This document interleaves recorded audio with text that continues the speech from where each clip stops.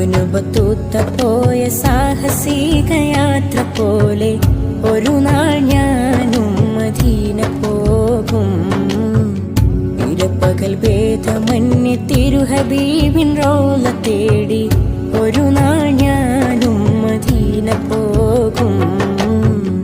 Ibnu Battuta പോയ സാഹസിക യാത്ര പോലെ ഒരു നാൾ ഞാനും മദീന പോകും.